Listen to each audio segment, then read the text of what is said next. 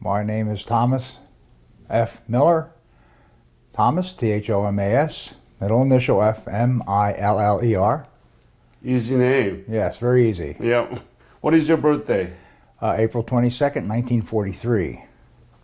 43. 43. So you are very young. Well, I was not, I was there, I'm what they call a Korean defender. Korea defense veteran. Yeah, yes, correct. Yes. Yes. Yeah. Yeah. Where were you born? I was born in Bethlehem, Pennsylvania. Could you spell it? Bethlehem. Bthlem. Yeah. Bethlehem. Bethlehem, Pennsylvania, yes. And tell me about your family background, parents and siblings when you were growing up. My father was one of 7 children. 7. Yes, he was. And where are you located? My father was. I'm not. Oh, your father. My father. I'm sorry, my sorry. father was Yeah. one of 7. My grandfather had a. They had a farm, and my father worked on the farm all his life. I grew up on the farm. I have no siblings. Only child. Yes, only child.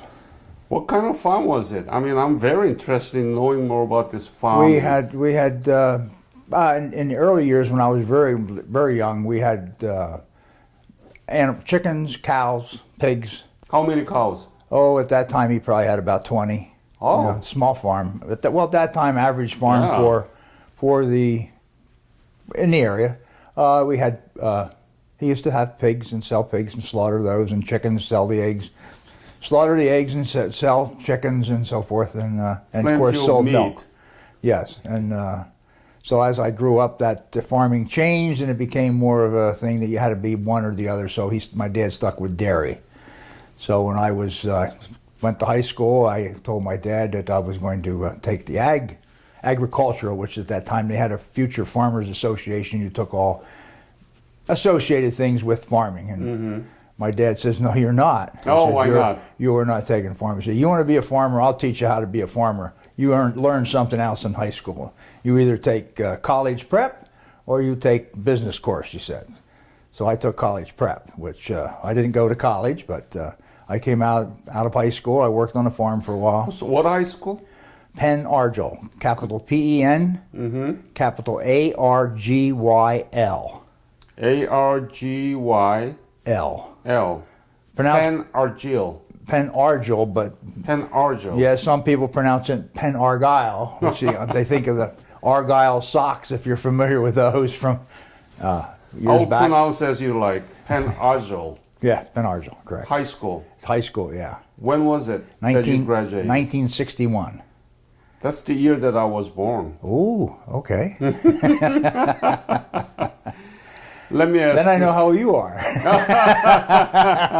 I'm a little bit younger than you. Yeah, a little bit, yeah. That's it. Let me ask this question. Did you learn anything about Korea from the school? No, No? nothing at that time. 1961 is 10-year, almost decade after the breakout of the Korean War, and you didn't even learn anything about it? No. What happened in the school at that time, teachers weren't, I would say, what's the word? Word I want, I'm not sure now, regimented as what they taught. In other words, they didn't take a book and say we're going to cover this much through the year. They did what they could. They got through as much as they could. And what happened, I never even heard anything in high school about the Second World War. You didn't? No, I knew about the Second World War just from my parents talking, but it was never taught. Well, I mean, it's ridiculous, Yes, isn't it? very ridiculous. So yeah. if As you I don't- got, go ahead. If they don't teach about World War II, which was the biggest victory, Exactly. what do they teach? It was in the book, but they only went by the book, and they never got through the book. In other Okay. words, we had a history book that thick. But when we finished the school, there was that much left in the back of it. And World War II was not covered. World War II was in there. Yeah. Korean War was in there, I'm sure. Oh, there. I'm sure it was in there, Uh-huh. but we never studied it. Do you remember what did you learn? Well, we started way back. We went through, in the United States, we went through you know, before the Revolutionary War, we went through the War of 1812, the Civil War, World War I. We did all of those, but we never got to the Second World War. Unless you happen to have a history teacher who was in the Second World War. And I did not have him for history. Many talked about that, Yeah. See, as well as some Korean veterans.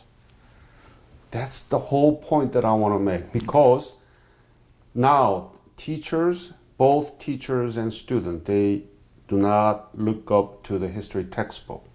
No. They make their own lesson plan, and they look for sources from the internet, from other sources. Correct. And they teach about things that they want to teach, right? Right? That's why we are making this. Exactly. I understand that. My foundation is working with almost 20 teachers, world history teachers and regular history teachers, social studies teachers, working with the NCSS, National Council for Social Studies, and we are making lesson plan chapters and Korean War Memory Bank using these materials Okay. and provide it to the teachers so that they can talk about the country that you served. Right. Yeah, that's why we are Right. doing this. This is absolutely perfect point that you are making. This is excellent, excellent. Yeah. So you learn nothing about Korea. Basically nothing. No. Maybe a little bit talked about in world history, different countries, but no. Anything No, you, and I liked history more than my wife. In fact, I talk about history. My wife just says, "How do you know that?" I said, "Well, I remember it from history, or it's historic, and I remember that." Where she's a English teacher, and she likes things like Wow. that. So, so, and even personally, you didn't know much about Korea. not a whole lot. I knew that there were neighbors who had gone to war, but no, other than that, no. Did you know where Korea was? Oh yeah, I knew where it was. Okay. Yeah, I knew where it was. Oh yeah, Where?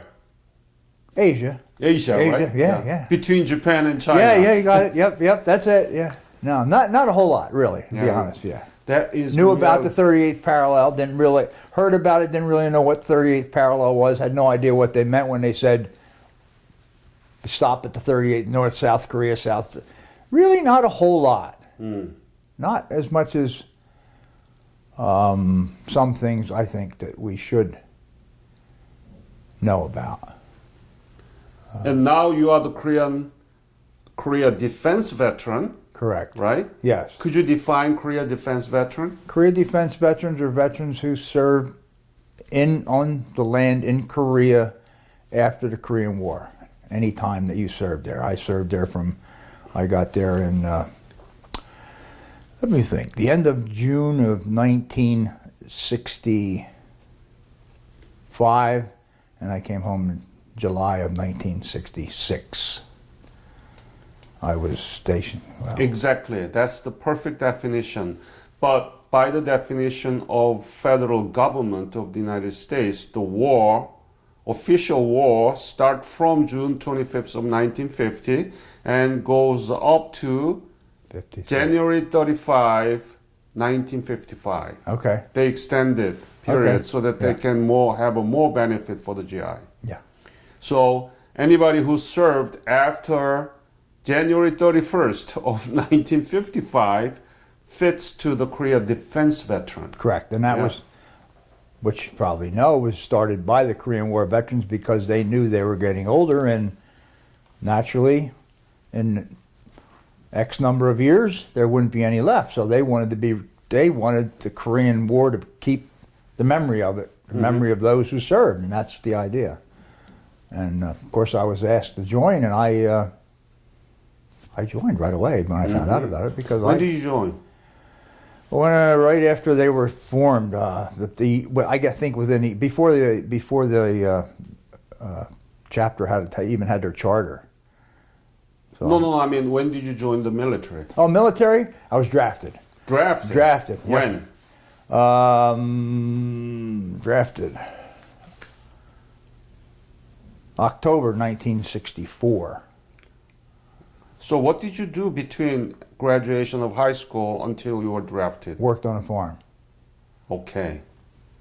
everybody said, "You will never be drafted. You're an only child working with your father on the farm. Oh, yeah. You only have one good eye. You never go into service with a bad eye." What happened to you then? I got drafted. Why? They just took me. You don't know why? Supposed No. to be excluded in the draft. The main thing was they said the farm that we had, the number of animals that we had was not big enough.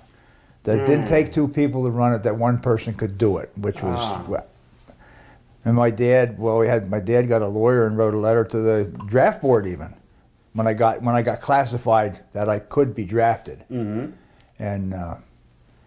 they sent a letter back. Oh, they didn't really send much of a letter back. They just sent a card back with my reclassification, which was the same as it was before.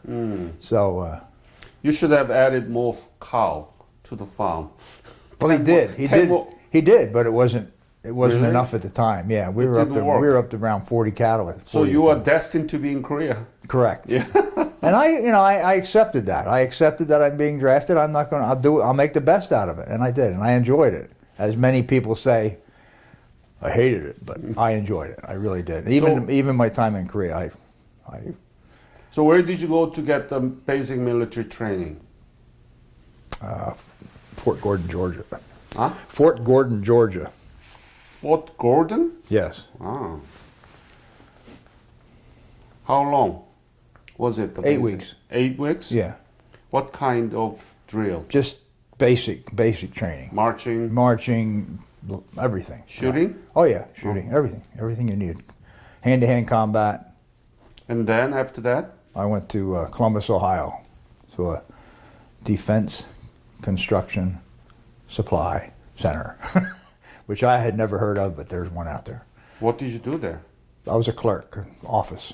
So actually you began to serve, right? Oh yeah, that was Okay. my first duty station. And then From what there, happened? From there, I got orders to go to Korea. When was it and from where? I went. I left the end of May. Of May of '65. I got the orders about 3 weeks prior to that because it wasn't.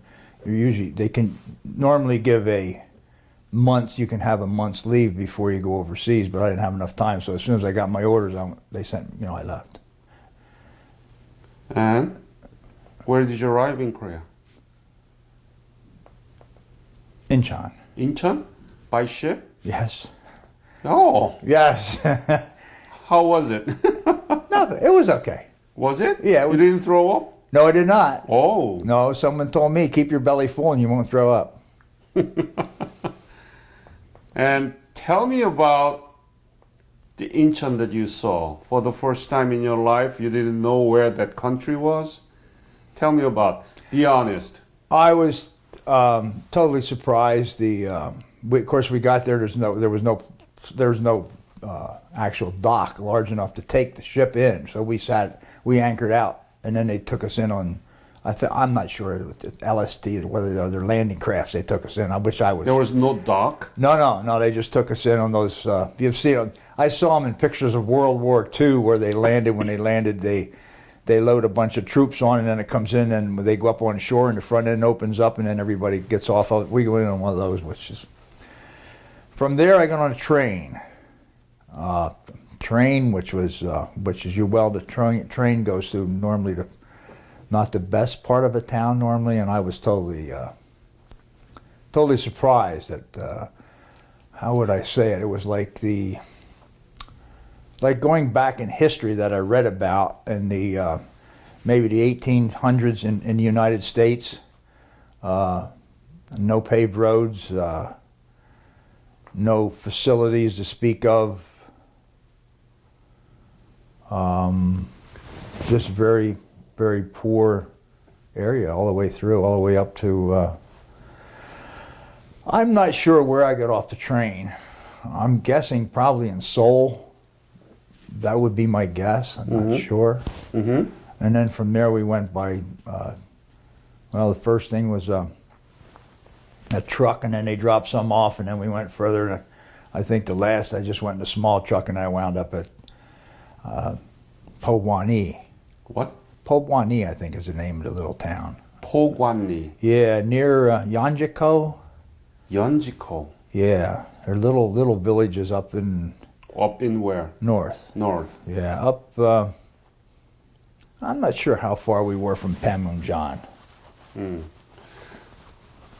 You know, one of the reasons that we are doing this is to show before and after picture of the Korea to our young generation. And that's how we can tell them this is the legacy of the Korean War.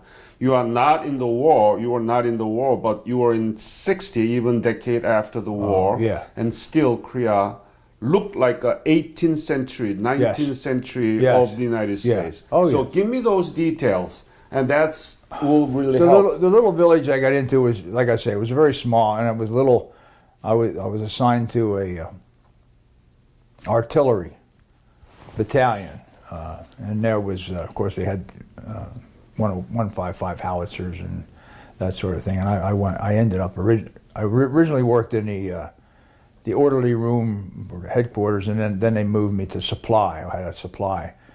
There was a problem with people rotating. You know, one guy goes back and somebody's supposed to fill his place with the guy that's supposed to fill the place, and the one didn't come right away. So I got that job, and then they moved me to another place, and then finally I stayed in supply, battalion supply, which I was in charge of all the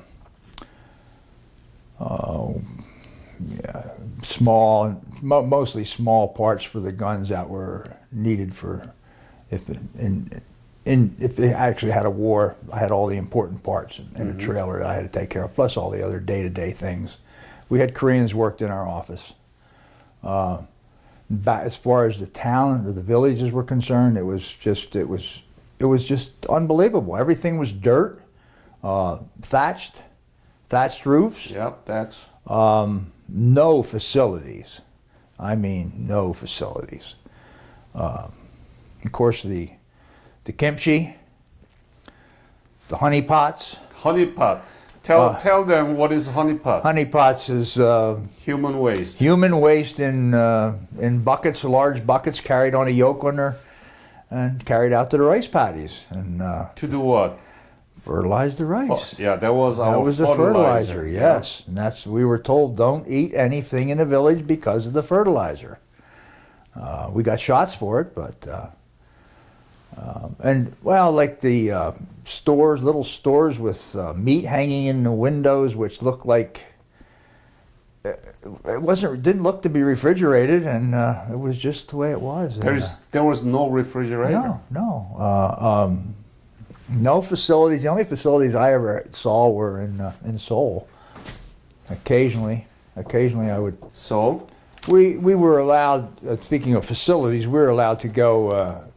If you went to the chaplain, why you could get a religious. I forget the actual name of it now, but anyhow, you could take a 3-day weekend. They would let you go to Seoul, take you to Seoul by bus, and then you put you up in, I think it was like a YMCA, that type of building. You went there, and then, of course, they had religious things for you to do, but then you were free to tour the area. And that was the only place I saw paved roads, was in Seoul. in Seoul. Yeah, Seoul. Even in Seoul in 1965. It was they were paved there. Yeah, they were paved, and it was fairly comparable to some places in the United States, but not really. A lot of beautiful older buildings and things of that sort. But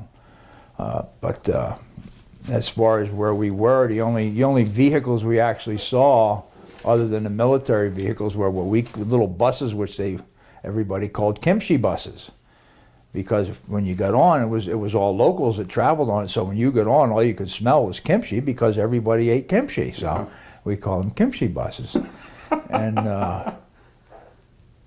the mama-sans, it was kind of a Mama-san means mama-san, women. meaning a woman. Yeah. The mama with the baby would get on and get on the bus, and maybe the baby cry, and she would breastfeed her on the bus, and and that was something you didn't see anywhere in the United States. You didn't even see it in your own family, and it was just, that's the way it was. And it was a total surprise, a total enlightening, basically, of how people live in other parts of the world. And I was just totally, being born on a farm, we didn't have everything. We had more than most did.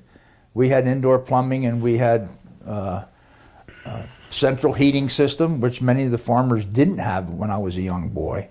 But to go there and see nothing like that unless you went to Seoul. And but Again, Mr. Miller is talking about the Korea even decade after the war, Yes. and still very primitive. yes, very primitive. Yes, By the way, what was your unit? 6th Battalion, Yeah, 80th Artillery. 80th Artillery. What is it? Belongs to 2nd Division? No, we were in 2nd Division territory, but we were 7th Division. We were the forward unit. Regiment? I'm not sure what regiment. Okay. Let me think. And your specialty was Supply. supply. Supply, yeah.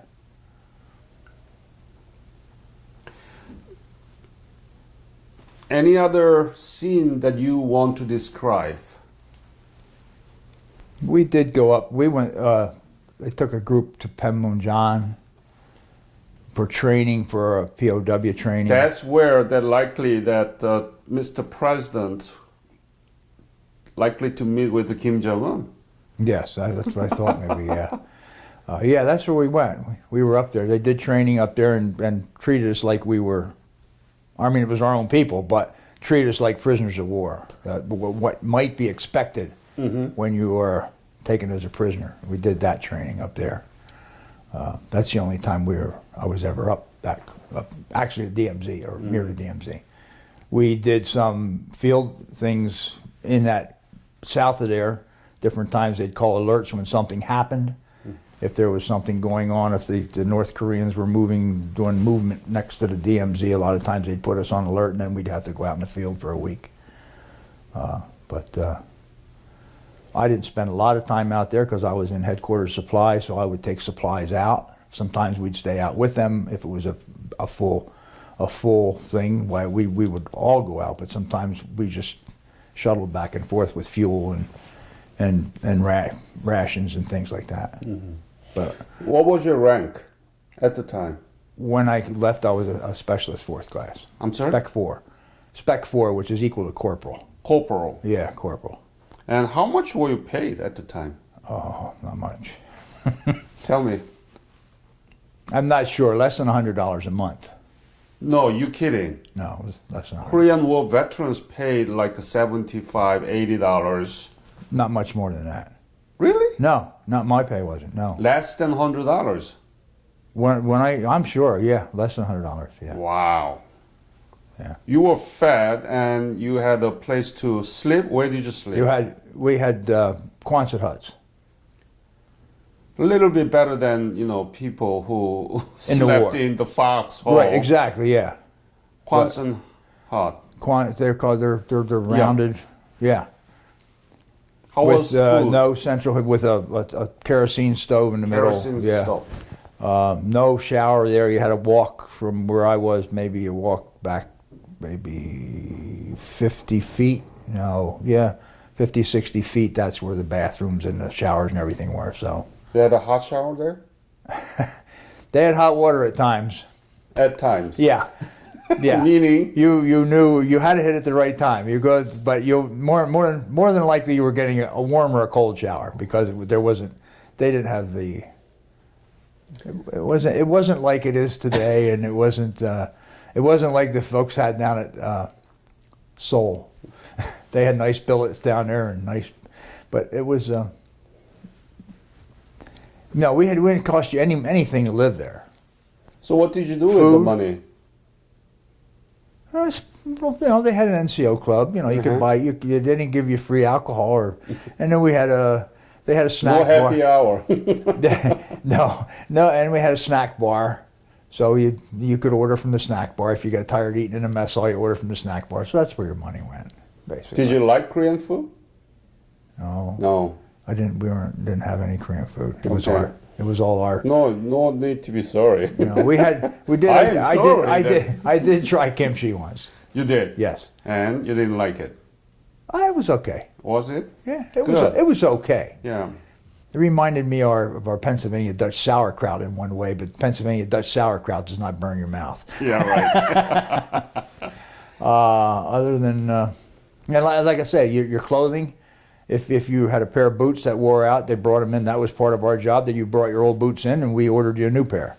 If you needed anything you needed in clothing line, you turned it with it. But it was what they called direct exchange. So you have to prove that you need bring one in, and we'll order you one. Yeah. So. What about food? What kind of food did you eat? It was normal. It was Army food. It was good. For the children. Tell them what specifically. Basically, anything. Did you have a real eggs or powdered eggs? No, we had powdered eggs. No, I'm sorry. No, we had real eggs. We had reconstructed milk. That was the one we had. Reconstructed milk. It was called. It was in a regular container. It was. It looked like milk, and I don't like milk, but I did have to drink it a few times when that was the only thing to drink. But it was made by the 8th Army Dairy, and it was called reconstructed milk. I guess they brought powdered milk in, and then whatever they did with, but it was actually called reconstructed milk. But as far as everything else, it was basically, we had a nice, like holidays, we always had turkey for Thanksgiving, and nice meals for, special meals for special holidays.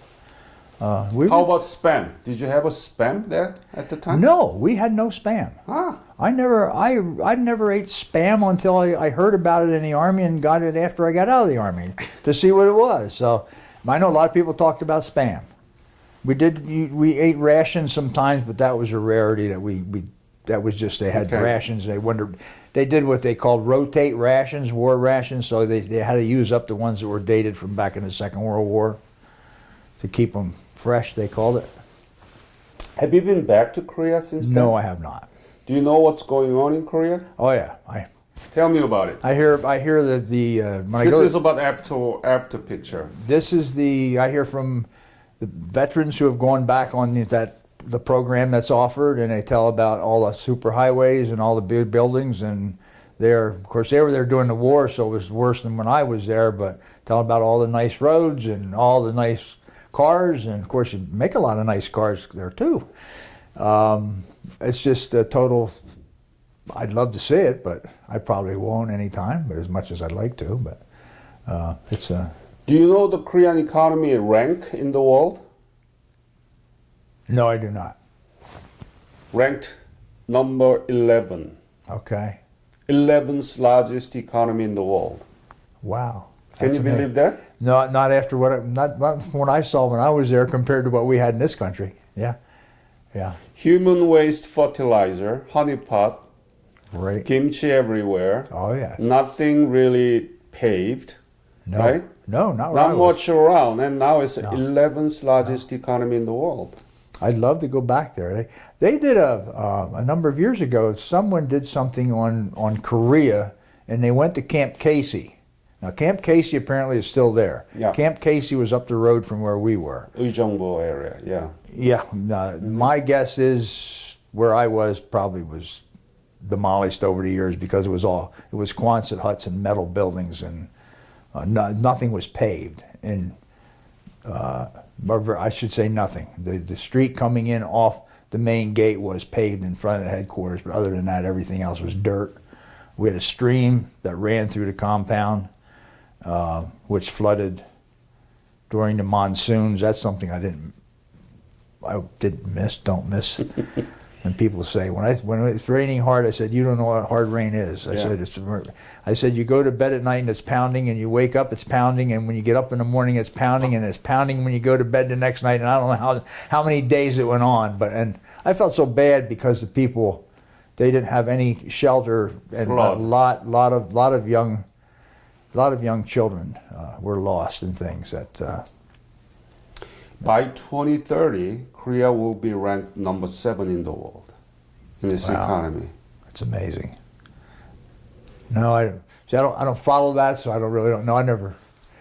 Yeah. But. And that's why I am so puzzled that U.S. world history textbook doesn't cover much about the Korean War. Well, maybe they do now. No.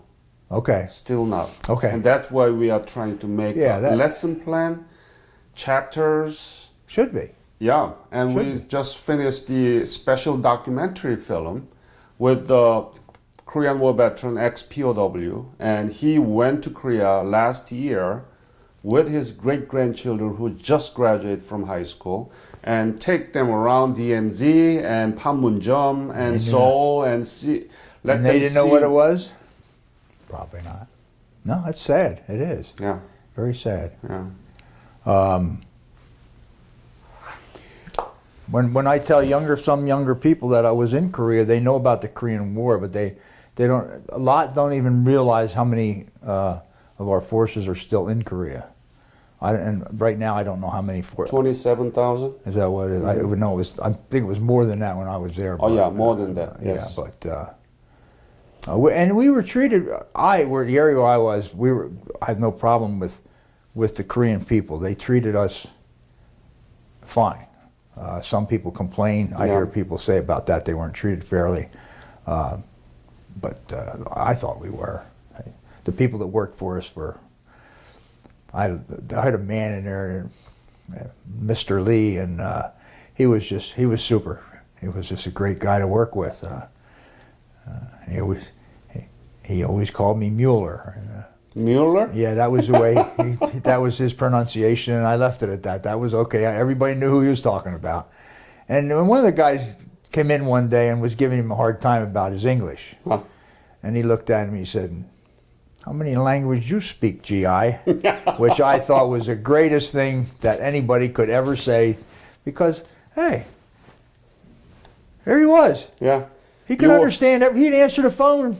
He could talk to people just like the rest of us did in the office. And he was, I don't know how old he was. That was something we always talked about. We either were young Koreans and old Koreans. We never saw anyone in between. Yeah. It just seemed like the old Papa San sitting out smoking his pipe seemed like he's been that way half of his life or something. But they didn't live to be very old at that time either. Because young men mostly are in the military. Okay, yeah. But anyway, to him, you're Mueller. Mueller, yeah. Yes. Yep. That was his pronunciation, and I didn't, So every once in a while, somebody would ask, he'd say something about Mueller, and they say his name's Miller, and he says, "It's Mueller." He answers to me, no problem. No problem. No problem. Let's talk about the role of Korea Defense Veteran, KDV. What do you think is the legacy or the contribution that you made for Korea, what it is? I think that just us being there was part of it, being and knowing it. I think that we'd support Korean people more so than those who weren't there, because we know who the Korean people are and what type of people they are. I always felt that way about it. More so than some other countries. I high opinion of the Korean people, because they worked. They had nothing, but they were workers. They were out doing something all the time. They weren't, so in what we would see, they weren't, well, some weren't. You always had some, like anywhere else. You always had some. We had people that, Were you able to work with other Korean military personnel? occasionally, not very often. We saw them, they'd done certain things, we did get to see them, and we interacted with them, but not often. There no. were no real cooperation between U.S. military in the section where you worked and the counterpart in Korea. I think there was, yes, but not Right. not that we would see. We knew, we heard of them, we knew they were there, and that, but That's where that I think Korea Defense Veteran, even the presence of military, U.S. military in Korea, even after the war, actually has contributed. That is I where that has a lot of knowledge and technology transfer has been made. oh, I believe that, yes. Yeah. Supply, the way Right. that you take care of supply, that's a very scientific inventory, right? Right. And systems and Right. procedures Right. and documentations. Oh, yeah, We didn't know anything about those. right, yeah. And I bet the Korean military learned from you guys. Oh, I'm sure they did, because there was not much interaction where I was, but I know at headquarters there was interaction, a lot of interaction there. To my, but other than What you're on? What? Katusha? Katusa, yeah. That's it. Okay. Yeah. Yeah. Tell me about it. I knew of the Katusha. We didn't know a lot about it. We knew that they were trained very, very strict training, and they had very strict rules, more so than we did, from what we heard. Anyhow, but So, I once interviewed medical Korean defense veteran. He was a doctor and he went to Korea, and he, used to deal with the machines, medical machines, okay. in the hospital, and then they transfer it to the Korean hospital military, and then he look around and inspect the machines and repair the machines, and that's how he transferred the knowledge of Okay. this medical technology and the machines and all others into the hands of the Korean people at the time. Oh, okay. So the military in 1960s and 70s were most advanced social groups in Korea. Okay. Makes sense. Yes. Makes sense, Yes, isn't it it? does. Yes. That is the contribution made by the Korea defense veteran. It's not just about the military security or the protection from North Korea, but there has been tremendous transfer of the knowledge and technology into every sector of the Korean society. When you do baseball, Oh yeah. people learn about baseball, Yeah. Oh yeah. Yeah. Yeah. Everything. So I think this is very important, but never been really officially recognized. Right. And Right. that's why I'm doing this, and especially with the Korea defense veteran, I love it. Good. Good. No, because when Paul called me about this interview, I said, "You realize, Paul, I'm not a Korean veteran. I'm just a defender." He said, "Oh, I know that." He said, "Where you were," he said, the interview will go all right for you." He said so. Do you know how many Korea defense veterans in the United States now? No. You said that you were there for a year, right? About a year, right? Yeah, I was there a year. Yeah. But now I think they are rotating by 6 months. Oh, okay. Yeah. So if you calculate that from 1955 to now, Yeah. rough calculation is 3 million. Oh, yeah, it has to be. Because just to, I look at how many was where I was, and then So do you have, how many children do you have? None. None. No. But normally you would have about 2, right? probably two. Yeah, 2. Yeah. And then they will have their own children. Yeah. So you will have a household of about 20, Oh, yeah. Yeah. right? Oh, yeah. I have 2 godchildren. They're So like if you- they're like children to us anyhow. So if you multiply 10 of 3 million retired Korea defense veterans, Oh, we're yeah. talking about 30 million. Yeah. It's a big community, Oh, yes. but never been organized. Right. I Right. want to. Good. That's great. Yes. No, yes, I wanted to come home, like everybody else, but I wasn't. After it was finished, it was.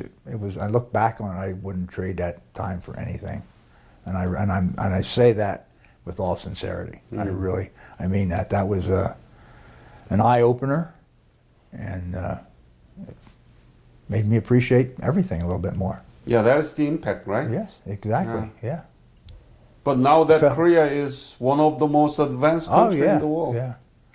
Because when I remember as a boy, when after the Second World War, there were the Second World War veterans.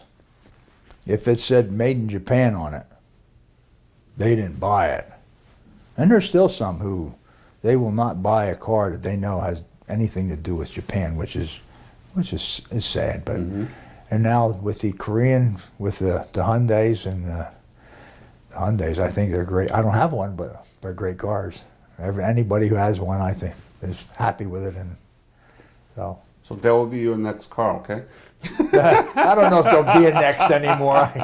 I bought a lot of cars in my lifetime. When you left in 1966, right? Yeah. Did you think that Korea would become like this today?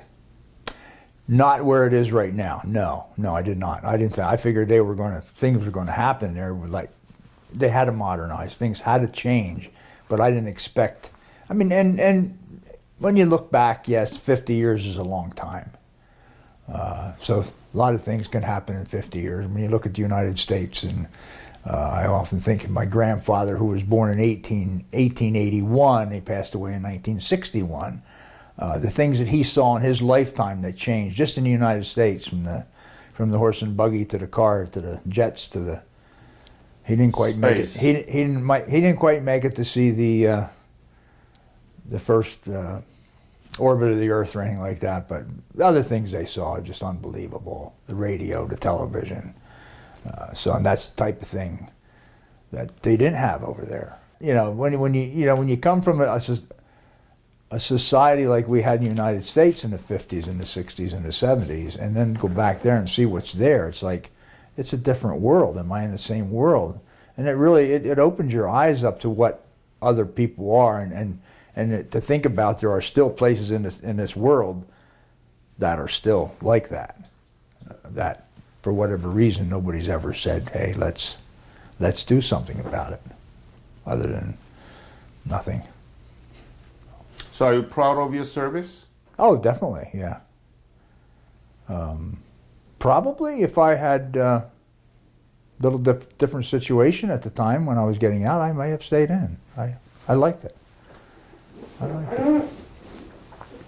And what do you think about what's going on in Korea right now with North Korea? Something needs to be done. That's what I feel. That something he needs to be stopped or reckoned with in some way. Mm-hmm. I don't know where his mind is. A man, it's a little country that, from what I understand, is still not economically. They're poor. It's a poor country. Yeah. And yet he's taking money and building missiles, and he's this little country, and he thinks he's going to take on the world. I'm just totally amazed. I think how big is his brain? Exactly. Yeah, I mean, yeah, he may be able to send a missile. He may be able to wipe somebody out. I'm not some city or something, but what's going to happen after that to him is, I don't want to be part of it. As far as I hope something works out. I really do. So you think that President Trump can make difference with him? I think he'll try. President Trump gets a lot of bad publicity, I think. As a boy, I remember my parents talking about Harry Truman, Mm-hmm. and I said to Betty, my wife, there's only one, the difference I see between Harry Truman and Donald Trump is Donald Trump's a millionaire. Harry Truman was a pauper.